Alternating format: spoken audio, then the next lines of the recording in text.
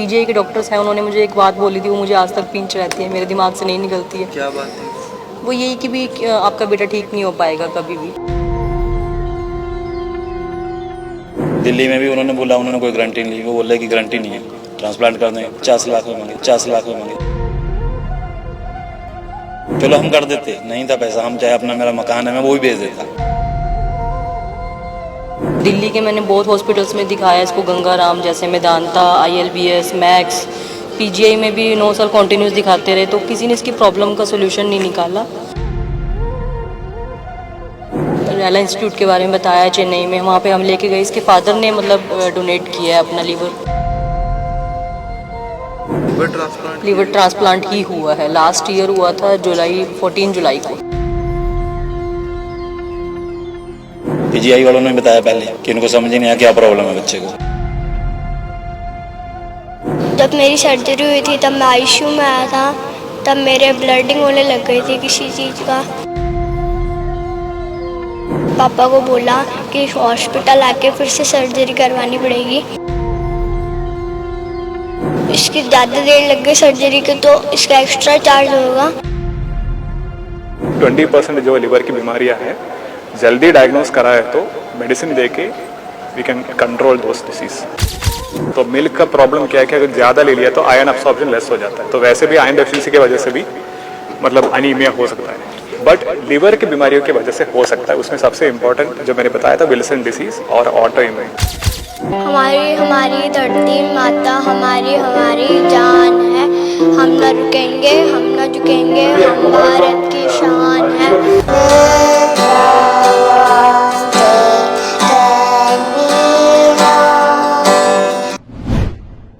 आपका नाम क्या है? रिधिवन। रिधवन। रिधिवन। कितने साल के हो आप? 12 ईयर्स के हो। रिधवन, आप मैंने सुना आप जिम भी जाते हो, और क्या क्या एक्टिविटीज करते हो? से जिम जाते हो आप? Yes. बताओ फिर। यस। कब जाते हो? कितने बजे जाते हो बता दो। 6 o'clock। सुबह सुबह जिम जाते हो? 5 o'clock, 4 o'clock भी।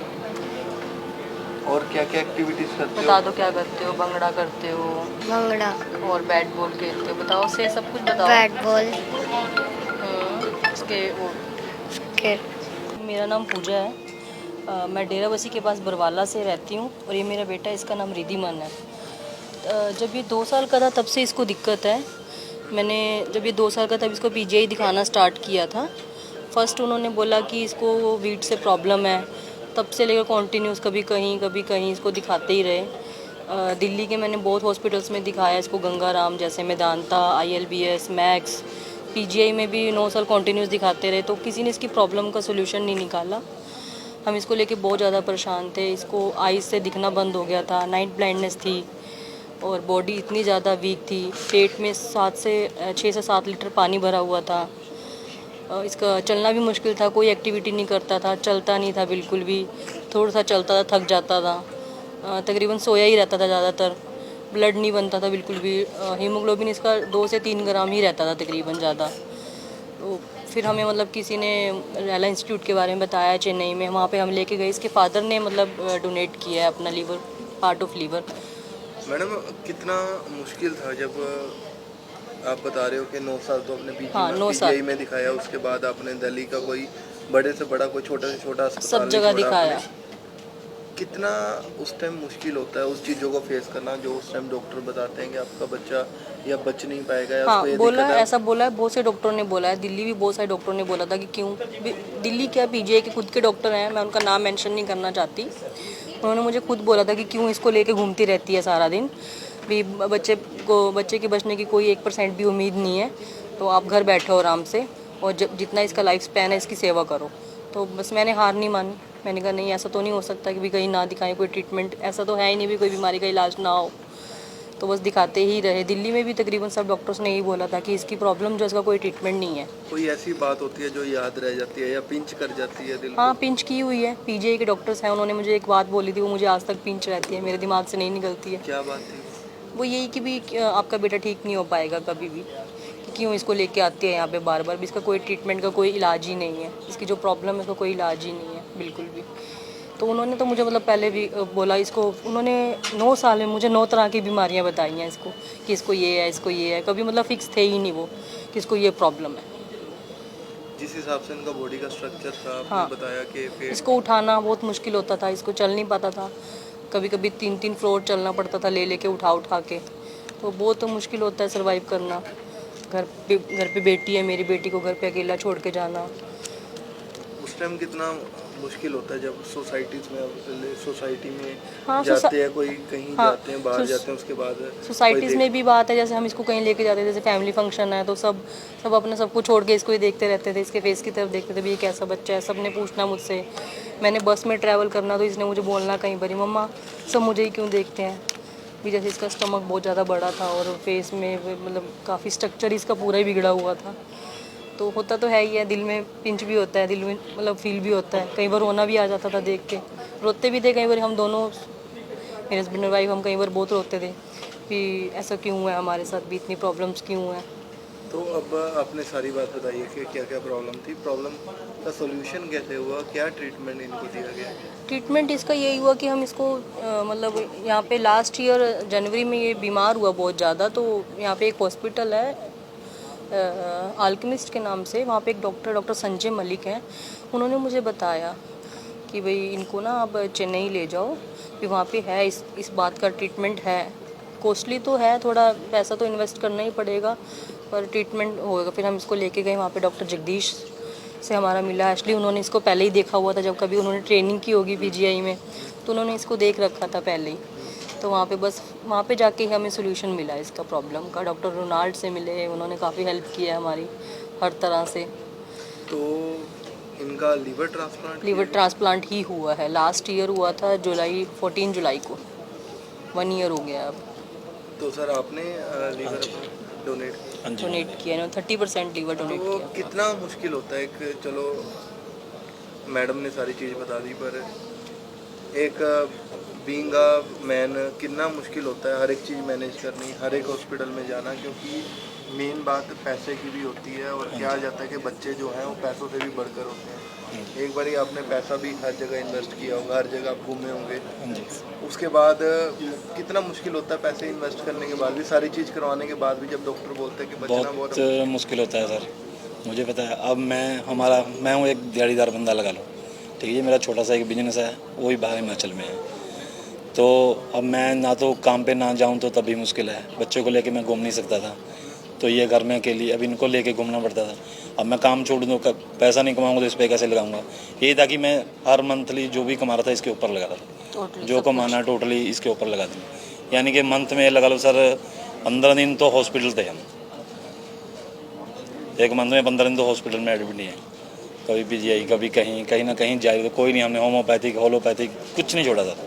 पर अगर जब डॉक्टर के पास जाते थे, कोई बताता था कि ट्रीटमेंट है, पर 20 लाख लगेगा, 30 लाख लगेगा, 40 लगेगा, 40,000 लगेगा। ये सर पहले 30-40 लाख तो वैसे अभी यहाँ किसी ने ट्रांसप्लांट के बाद तो बताया नहीं था, पीजीआई वालों ने बताया पहले इनको समझ ही नहीं आया कि क्या है, बताई मैम ने कि इनको समझ ही नहीं आया क्या प्रॉब्लम है बच्चे को। तो अगर 20-30 लाख की बात हुई चलो मैं कर देता कहीं से ना कहीं, लेकिन वो गारंटी नहीं लेते थे।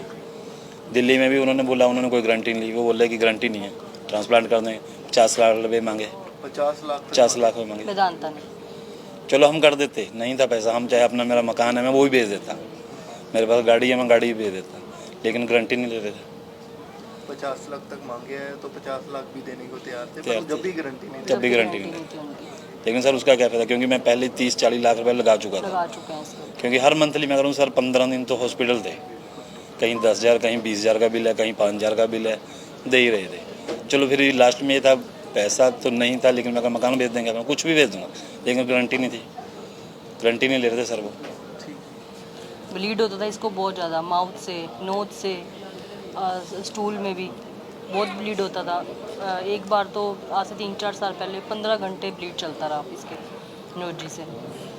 नोजी उन्होंने पैक करके बंद कर दिया पीजीआई वालों ने, फिर स्टूल वाले रास्ते स्टार्ट हो गया, माउथ वाले रास्ते स्टार्ट हो गया। तो पीजीआई में तो सर एक बार 2-3 महीने बाद, 6 महीने बाद दिखाने के लिए वैसे लेके गए थे मैम, तो उन्होंने बच्चे को देख के बोला बल्कि अभी तक जिंदा है। मुझे ऐसा बोला कि ये सरप्राइज हो गए, कह रहे अभी तक जिंदा है ये तो क्या अगर देखना है कि एक इन्हों को मदर भी के चलो सामने ऐसी बात सही है। बोल दिया जाए भी तेरा बच्चा अभी तक जिंदा है, तो मतलब कैसा फील होगा उसे। तो वो भी मैंने एक फिर जाना बंद कर दिया था, मैं कहा मैंने स्पेशल पीजीआई में डॉक्टर जो दिखाना ही नहीं पीजीआई है। का वो बोल रहे हैं 9-10 साल सारा ये लगा लो, मैं कह यही रहा हूँ होता 15 है। दिन महीने में हॉस्पिटल है। अब 10 साल में लगा लो कितना हॉस्पिटल और कितनी ऐसी ऐसी दवाइयाँ इसने निकाली हैं। आयुर्वेदिक जो मेडिसिन होती है कितनी कड़वी होती हैं, नाक बंद करके भी लेता था, नहीं मुझे तो ठीक होना है ना मम्मा, मुझे तो ठीक होना है ना मम्मा। अब इसको भी दिक्कत है और बच्चे खेल रहे हैं कूद रहे हैं, अभी ये खेल नहीं सकता था, इसको भी फील होता था। स्कूल नहीं जा पाता था, बैग नहीं उठा सकता था बिल्कुल, कहीं भी मान लो वॉशरूम चलता हो चलता जाना। गिर जाता। मेरा नाम जितेन है, मैं 3rd क्लास में पढ़ता हूँ। मेरा एक ऑपरेशन हुआ है लीवर ट्रांसप्लांट, तो उसमें मेरे ऑपरेशन हुआ था। कहाँ पे हुआ? मेरा रेला चेन्नई में हुआ था, रेला हॉस्पिटल में, उधर हुआ था। जब मेरा ऑपरेशन हुआ था तब मुझे है ना आईसीयू में शिफ्ट करा गया था। तब मेरे मम्मी और पापा को कुछ नहीं बताया नहीं गया था। तब फिर जब मेरी सर्जरी हुई थी तब मैं आईसीयू में आया था। तब मेरे ब्लडिंग होने लग गई थी किसी चीज़ का, तो उन्होंने है ना मेरे मम्मी का पापा को बोला कि हॉस्पिटल आके फिर से सर्जरी करवानी पड़ेगी, साइन भरना पड़ेगा। अगर ये कुछ इसकी ज़्यादा देर लग गई सर्जरी के तो इसका एक्स्ट्रा चार्ज होगा। थोड़ी जल्दी हो गई थी सर्जरी तो फिर मेरे डबल स्टिच आए थे। फिर मुझे 7 डेज तक आईसीयू में रखा था, फिर मुझे वार्ड में शिफ्ट किया था। 30 डेज बाद मुझे फिर एक होम में शिफ्ट किया था। मेरा बहुत अच्छे से ध्यान रखा गया। मेरा बहुत अच्छे से ध्यान रखा गया था। Thank to Rela sir, thank to Jagdish sir. Thank to Rela sir, thank to Jagdish sir. इससे पहले की कहानी क्या थी, कौन कौन से हॉस्पिटल्स में गए थे, डॉक्टर्स ने क्या क्या बोला था, और कभी कभार ये भी होता है कि कई हॉस्पिटल में जाते हैं तो काफ़ी डरा देते हैं जी, कि जी, पता नहीं बच्चा बचेगा कि नहीं बचेगा। आप वो सारी कहानी बता दीजिए बच्चे की। सबसे पहले हम श्री डूंगरगढ़ में रहते थे, तो हम MP में? बीकानेर में गए। नहीं, राजस्थान राजस्थान में। इधर देखिए। हम राजस्थान में श्री डूंगरगढ़ में रहते थे, तो इसको एक दिन बहुत ज़्यादा फीवर आया, तो हम इसको लेकर बीकानेर गए। बीकानेर में डॉक्टर ने इसका चेकअप वेकअप किया, इसको मेडिसिन दी। तब इसका AGPT 1300 था, वो बहुत ज़्यादा हाई था, 40 होना चाहिए, 1300 था। सर ने इसको मेडिसिन दी, थोड़ा ये ठीक हुआ, हम वापस आए। 1 मंथ बाद वापस इसको फीवर आया, वापस हम इसको लेके गए। फिर सर ने इसका चेकअप किया और बोला इसका इन्फेक्शन बहुत ज़्यादा हो रहा है, तो उन्होंने इसका टम्मी देख के बोला कि इसकी पेट की तिल्ली बढ़ी हुई है। हमको जयपुर रेफ़र किया। जयपुर में हम डॉक्टर ललित भटिया के पास, लीवर डॉक्टर के पास, वहाँ लेके गए इसको। उन्होंने इसके बहुत सारे टेस्ट कराए, तो इसका बीमारी डायग्नोस नहीं हो रही थी कि क्यों इसे हुआ। तो ललित भटिया ने हमको 1 वीक तक वहाँ रखा, इसके टेस्ट कराए पर कोई इम्प्रूवमेंट नहीं था। तो ललित भटिया सर ने हमको चंडीगढ़ रेफ़र किया डॉक्टर BR थापा के पास। डॉक्टर BR थापा ने हमें बहुत अच्छे से अटेंड किया और उन्होंने जगदीश सर के अंडर में हमें रखा। डॉक्टर जगदीश सर ने इसको 15 डेज तक वहाँ पे हमें PGI में एडमिट रखा और इसके सारे टेस्ट हुए। इसके सब टेस्ट नॉर्मल थे, पर ये नहीं पता चल रहा था, डायग्नोस नहीं हो रहा था कि इसको क्यों हुआ है बीमारी। 15 डेज एडमिट रख के हमको मेडिसिन दे के भेज दिया। हम हर मंथ वहाँ जाते थे और मेडिसिन लेते थे, पर इसका डायग्नोस नहीं हो रहा था। तो हमको डॉक्टर जगदीश सर ने कहा कि अगर आफ्टर 7 इयर्स या तो इसकी रिकवरी स्टार्ट होगी या 7 इयर्स पता चल जाएगा लीवर डैमेज है। तो जैसे ही ये 7 ईयर ओल्ड हुआ और इसके जॉन्डिस स्टार्ट हो गया, जॉन्डिस बढ़ता बढ़ता इसका 20 अबव हो गया। तो हम बहुत डर गए, पर डॉक्टर जगदीश सर ने हमको फुल सपोर्ट किया, हमारा पूरा साथ दिया, हमें हिम्मत बंधाए रखी। हम बिल्कुल हिम्मत हार गए थे, पर thank to Rela sir, thank to Jagdish sir और thank to Rela sir, Rela hospital की ऑल टीम नर्सेस बहुत अच्छे हैं। फिर हमने जगदीश सर से वीडियो कॉल पे अपॉइंटमेंट लिया। सर ने बोला कि जॉन्डिस बहुत ज़्यादा है, आप इसको इमीडिएटली चेन्नई लेके आइए। फिर हम इसको चेन्नई लेके गए। चेन्नई में सर ने इसको देखा, चेक किया, तो सर ने कहा कि आपको लिवर ट्रांसप्लांट करवाना पड़ेगा। तो फिर हम इसका चेकअप करा के वापस गए। फिर हमने मनी का अरेंजमेंट किया मिलाप संस्था से, और फिर आफ्टर 20 डेज़ हम वापस से चेन्नई गए और हमने इसका लीवर ट्रांसप्लांट करवाया। और वहाँ पर बहुत अच्छे से हमारा केयर हुआ, हमें बहुत अच्छे से ट्रीट किया। वहाँ का नर्सिंग स्टाफ, वहाँ के डॉक्टर्स सब बहुत अच्छे हैं। हमारी धरती माता हमारी जान है। हम न रुकेंगे, हम न झुकेंगे, हम भारत की शान है। पेड़ बनेंगे, हम गाएंगे, अंबर से मोती ले लेंगे। फूलों की मुस्कान है, शान का अभिमान है। हम न रुकेंगे, हम न झुकेंगे, हम भारत की शान है। डे 1 से लेके अब तक की क्या कहानी है, कैसे कैसे कहाँ से शुरू किया था, डॉक्टर्स ने क्या क्या बोला था? बच्चे को बार बार फीवर आ रहा था ऐसे, तो मैं टेस्टिंग के लिए गया। तो जब उनको डाउट हुआ कि लीवर में थोड़ा स्वेलिंग है, तो उन्होंने लीवर के कुछ टेस्ट करवाए। उसके बाद में उन्होंने बोला कि इसका OTPT SGPT काफ़ी बढ़ा हुआ है, कुछ और एक्स्ट्रा टेस्ट कराने होंगे। उसके लिए मैंने पहले बीकानेर लोकल हॉस्पिटल वहाँ पे ट्रीटमेंट किया। 6 मंथ में कोई बेनिफिट नहीं हुआ। उसके बाद मैं फोर्टिस गया जयपुर के अंदर, वहाँ पे करीबन 6 से 7 महीने का ट्रीटमेंट इनका कंटिन्यू चला था। वहाँ पे कोई बेनिफिट नहीं है। उसके बाद चंडीगढ़ PGI के अंदर मैंने किया।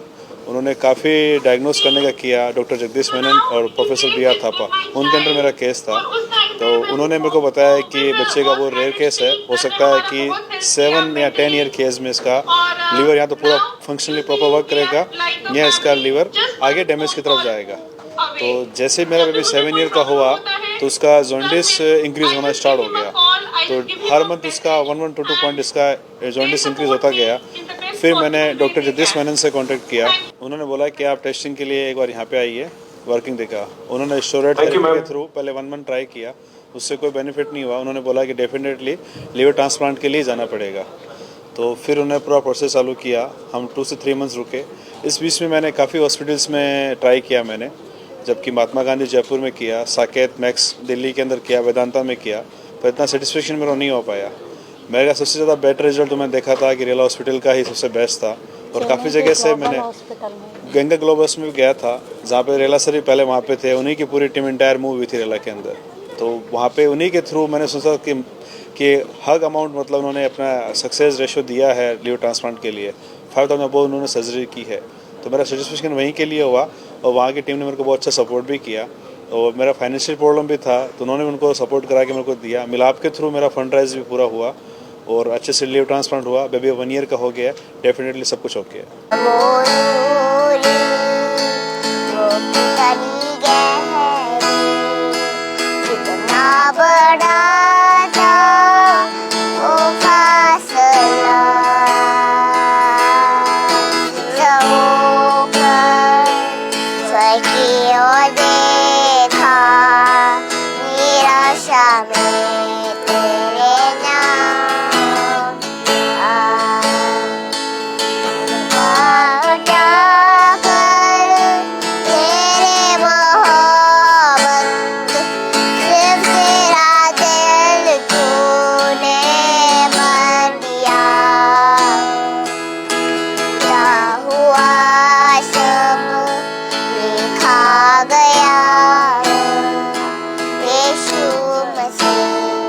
जिस तरह से न्यूबॉर्न बेबी की बात की जाए, तो न्यूबॉर्न बेबी में काफ़ी चीज़ें जो हैं गौर करने वाली होती हैं।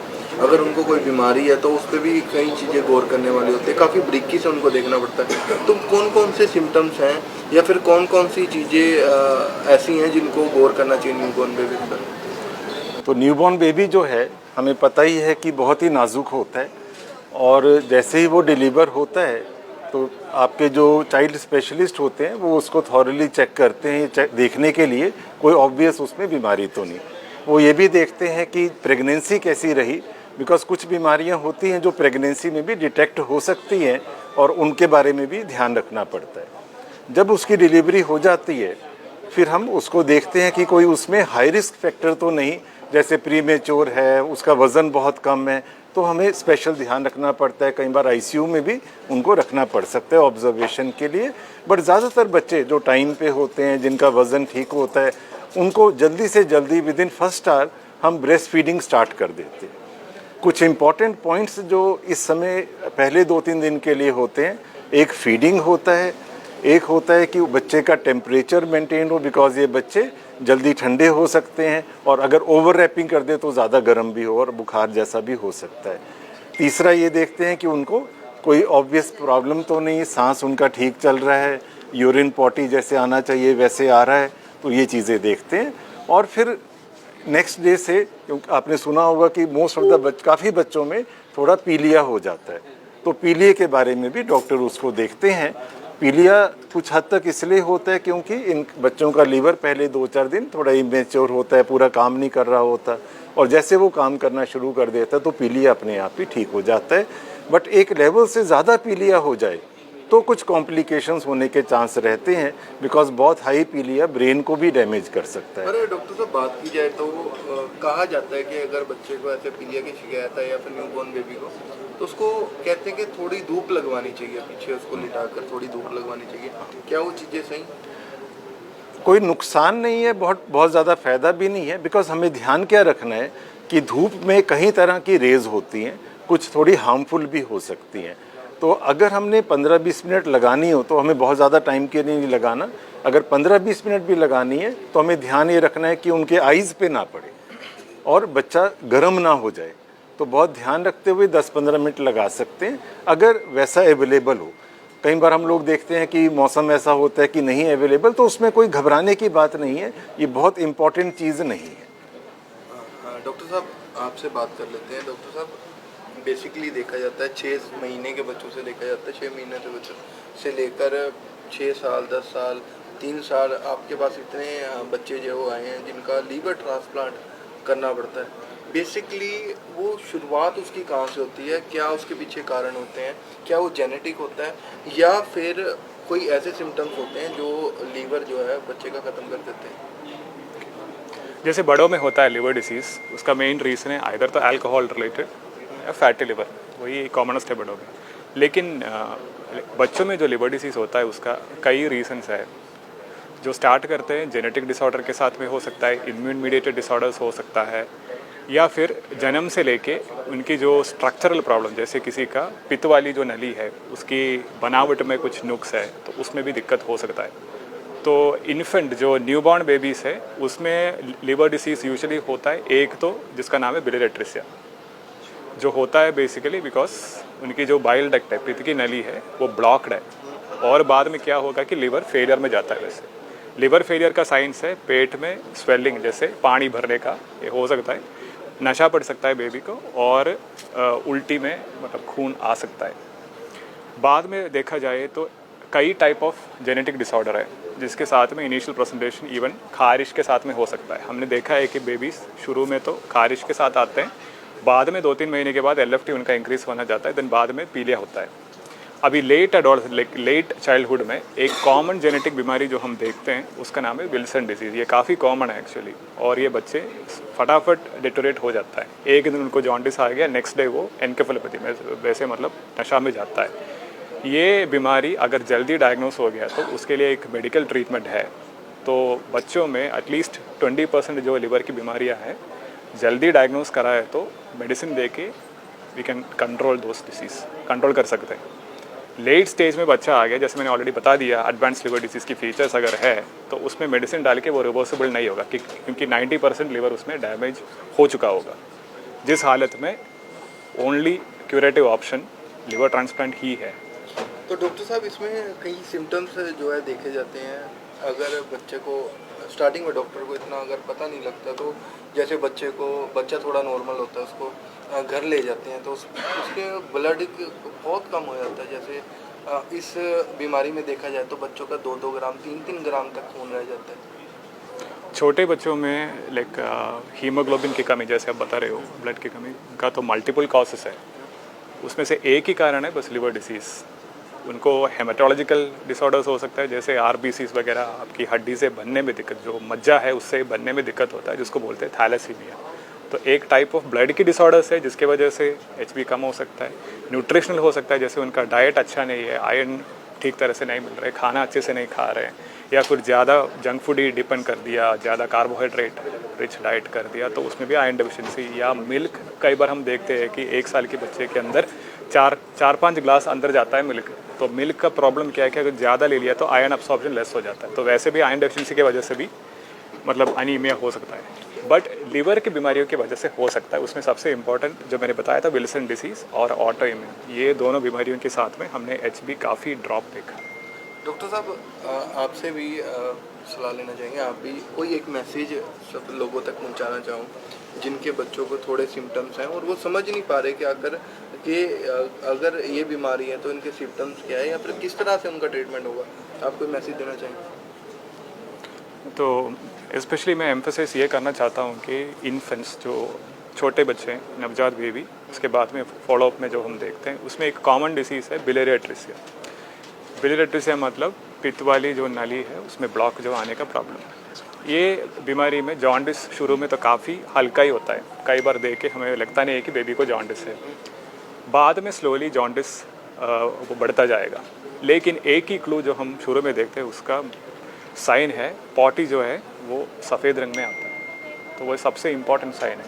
अगर पेरेंट्स को लगता है कि बच्चे का पॉटी जो वाइट कलर में आ रहे हैं, तो एज सून एज पॉसिबल, जितना जल्दी पॉसिबल है, एक स्पेशलिस्ट को दिखाना चाहिए और बाद में इन्वेस्टिगेट करके देखना है कि उसको बिलियरी एट्रिसिया है या नहीं। क्योंकि अगर ये बीमारी जल्दी डायग्नोस करा है, जैसे 2 महीने के अंदर डायग्नोस करा है, तो उसमें एक करेक्टिव ऑपरेशन हम ऑफर कर सकते हैं। लेट हो गया तो सीधा पेशेंट ट्रांसप्लांट में जाएगा। वैसे लिवर ट्रांसप्लांट चाहिए। डॉक्टर साहब आप क्या मैसेज देना चाहेंगे न्यू बॉर्न बेबी के लिए स्पेशली, कि कौन कौन सी चीज़ों को एहतियात बरतना चाहिए और कौन कौन सी चीज़ों पे गौर करना चाहिए? एक्चुअली न्यूबॉर्न बेबी और मदर के लिए हमारी सोसाइटी में बहुत सारी मिथ्स और धारणाएं बनी हुई हैं जो कि उतनी ठीक नहीं है। चाहे वो बच्चे को शहद देना एकदम से, चाहे उसको ऊपर का दूध पिलाना, एकदम से मदर फीड ना स्टार्ट करना, उनके एनवायरनमेंट को बहुत गर्म कर देना जिससे उनको नुकसान होता है, मदर की डाइट में बहुत सारी रिस्ट्रिक्शंस कर देते हैं। तो इस सब से जो अभी अभी मदर बनी है लेडी, वो भी बेचारी समझ नहीं पाती कि उसके लिए क्या ठीक है और बच्चे को भी वो ठीक से केयर नहीं कर पाती। तो मेरी सब फैमिलीज से ये रिकमेंडेशन है, रिक्वेस्ट है कि जो न्यूबॉर्न बेबी है और मदर है उनको आप सपोर्ट करें, ज़्यादा उनको कंफ्यूज ना करें पुरानी धारणाओं से। मदर फीड को जल्दी से जल्दी स्टार्ट करें, मदर को अच्छी न्यूट्रिशन दें जैसे आपके डॉक्टर बताएं, और ये इंसिस्ट करें कि मदर फीड ही चले, ऊपर के दूध और शहद और पानी की कोई ज़रूरत नहीं है। और अगर बच्चे को बच्चा ठीक ना लगे, बीमार लगे, पीलिया हो, तो डॉक्टर को ज़रूर दिखाएं। Thank you.